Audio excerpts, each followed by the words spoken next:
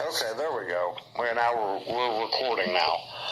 Okay, Dr. Sam Gipp, in your opinion, would you describe to me the difference between the new and old IFB? Well, what's called the old IFB is basically independent, they call it independent fundamental Baptist churches. They believe the same as far as Baptist doctrine. Unlike something like the Southern Baptist or American Baptist, it's not a denomination. They are independent, which means the highest authority is the pastor of each local church. Each church makes its own decision. If somebody doesn't like it, well, it's, you make yours and they'll make theirs. The new IFB, the I doesn't belong there. I call it the new FIB as a new fib because it's a lie. There's no independence whatsoever. It is a cult. The puppet pastors are more afraid of offending Stephen Anderson than they are of offending God, and he runs it. I mean, they have to please him. I don't think any of them would have the courage to have a speaker in that he disapproved of, and so it's not independent at all. They also are mid-tribulation rapture, which is wrong, but that just means they'll be surprised when they miss the whole thing. But they're very much into the replacement theology, which is they think they're a replacement for Israel. They negate every reference in the Old Testament that God is going to restore Israel. They just reject the Bible basically, and they really hate the Jews. You talk to them, they hate the Jews. I've never found anybody that took this Reformation or this Restoration theology. I never met anybody that ever said, I think I'm the replacement for the Jews, but I hope the people over there in Palestine, the people call themselves Jews now, get saved. It's like they almost take a Nazi-type stand. Enough bad can't happen to them. Anderson himself walks around with a shirt with a Palestinian flag saying Free Palestine. And there's a real deep-seated hatred for God's people, the Jews. Okay, you reported to me earlier that you had a infiltrator at a church that you speak at there, and that you had that you called the infiltrator / agent of Anderson out, and that 16 people showed up at your house. Well, luckily you weren't home, and your wife didn't hear them knocking because she was out washing windows or whatever. You want to go ahead and tell that in your own story? Yeah, what Anderson does, and I mean, he literally instructs these people, join a church and start passing out my DVDs. He is very open. There's no restrictions on these people. I call them the Antifa of Christianity. It used to be to disagree with somebody politically, but they wouldn't be at your door like these folks that showed up at this Tucker Carlson's door. Same thing. Anderson's people think they have every right to go into a church and call the members and get everybody they can to follow them. And so there was a fellow in this church here, a young man, and I kind of called him out, and he took off. But one day, we are the only house on this street, and we are on church property. So it's not like you would be in the neighborhood door knocking here. And I was out, I'd been doing some work around the church, just painting some stuff. My wife was out in the backyard washing the windows. So these guys came to the door. My wife didn't hear them, and I wasn't here. But they knocked at the door. There were about 16 of them. They were Anderson people because he's starting a church. He's got one of his lackeys starting a church here in the Boise area. But they weren't here. They knew that I lived here. So it wasn't a case of, let's see if this guy wants to come to our church. It was basically, I would say harassment with these guys. It's more intimidation. It's more bullying. But our groundskeeper was just pulling off the property, and he saw them, this herd, this gang of people, 7 cars, and he pulled over, asked them what they wanted, and they got a little sharp with him, a little belligerent, But then they left because they didn't know what to do. So, yeah, they showed up at my door. I'll guarantee you, they had one guy knocking at the door, and the other one had his phone in his hand, ready to record a video, because These people have no power of God whatsoever.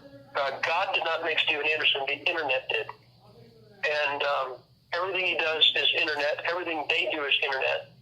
So they like a gotcha moment. They like to call you up and say, oh, look, he melted down, or they like to catch you on a video, because it's the only thing they have. So I'll guarantee you there was a guy there ready to take my video and have me blowing up where you do my front door, that kind of thing. And the Lord is very gracious. He just didn't have me there. I just wasn't there, because I probably would have blown up. They couldn't say they were visiting. No one goes door knocking with 16 people. It just really does that. It was plainly intimidation. What exactly did the gentleman do? Was he passing out Anderson material at the church? They left. They did not go onto the church property because our groundskeeper kind of intercepted them.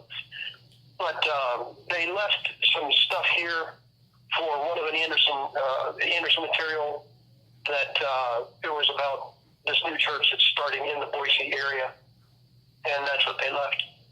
But they do go into churches and pass out literature. I have a pastor in Ohio. They came in to his morning service and passed out invitations to a movie premiere that night at 5 o'clock. Incidentally, after the movie, and of course it was going to be Anderson's newest video, after the movie we were going to have an evening service. So they're in a church inviting people to a different church. And then up in Canada, a young family showed up, and they all look good. I mean, they have their Bibles. They claim to be King James Bible believers. Anderson is not. He used the Greek. He's not a Bible believer, but he pretends to be so he can get them on his side. And this couple came in, and the pastor sat him down and said, look, I don't want anything of Steven Anderson in my church. You're not welcome here. So that night, just kind of showed this pastor who's boss. The family didn't come back, but they sent 2 other Anderson thugs in, and they walked into the church in the evening service and started passing out Anderson DVDs.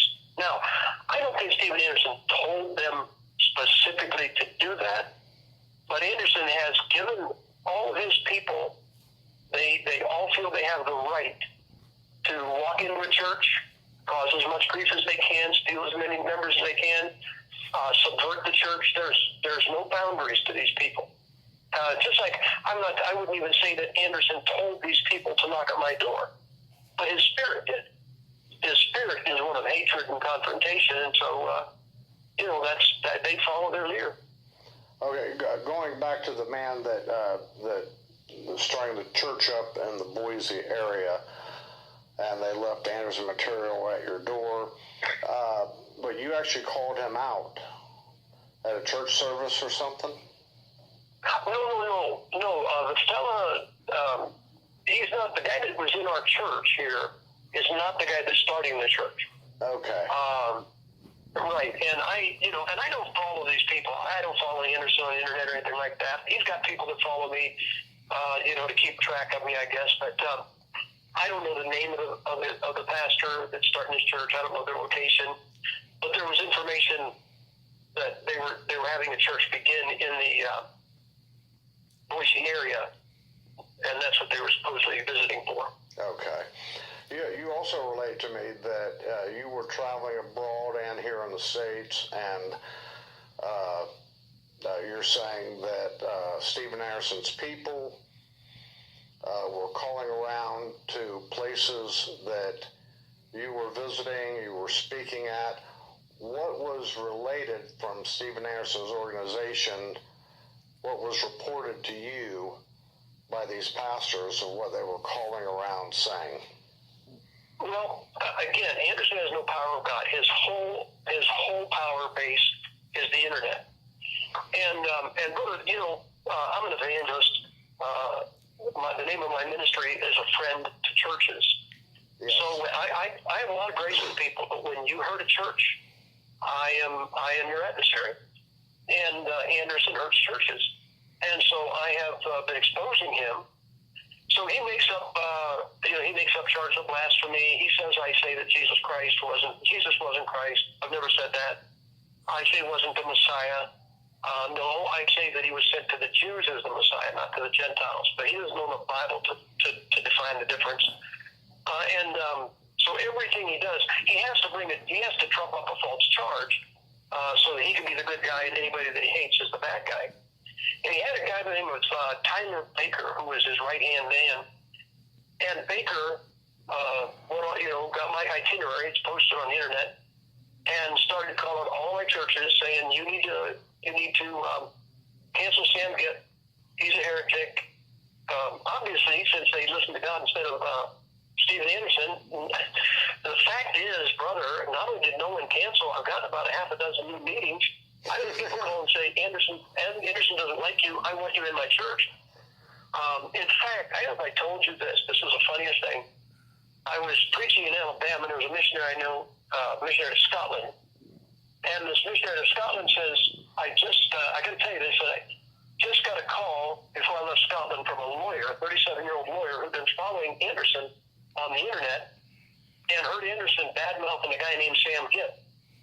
So he went on Sam Gipp's site and got saved. Amen. So I tell people, I said, Stephen Anderson and I are soul-winning partners now. But anyway, he called even all the way to Korea. I had a meeting in Korea either last year or the year before, and Anderson's people actually called Korea, telling these people, you need to cancel Sam Gipp. And what they do, and I'll give you an example. There was a pastor in Maryland I was having a meeting. Anderson zombie called him up, told him to cancel Sam Gipp, he's a heretic. He said, if we're independent, who has the right to do that? And so then not only did this guy gave up, and Anderson himself called this guy. And he said, cancel Sam Gipp. He goes, no. And he said, cancel Sam Gipp or you'll be sorry. Now that's a threat. Mm-hmm. But what they do, and this is the shallowness of our generation, even on people who are not Anderson people, they're so enamored with the internet. Anderson has his people go online to a church's website if they don't obey him. If the pastor doesn't submit to Anderson, he has his I call them cyber thugs. They go on their website and say, this church is terrible. Mind you, these people have never been in the state, let alone in that church. So they outright lie. They go on, this church is terrible. It's bad. You shouldn't go here. It's a bunch of heretics. I was there. It was all bad.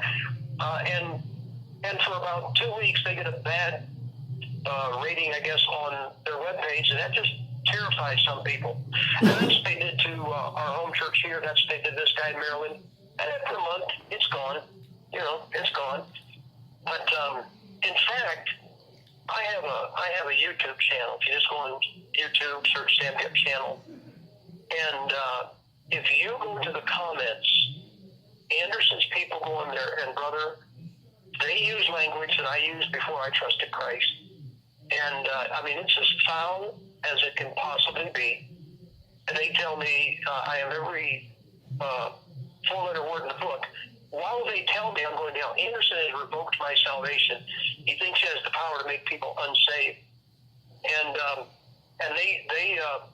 they're just nuts. In fact, the Tyler Baker, the guy that was calling all these churches at Anderson's request, got sideways with Anderson, and Anderson has since taken his salvation away. So the guy thinks he's God, I think. Okay, that's and we have permission to use your any quotes on here and your picture that you texted me, correct? Yep. Okay. I'm stopping the recording here. Hang on here.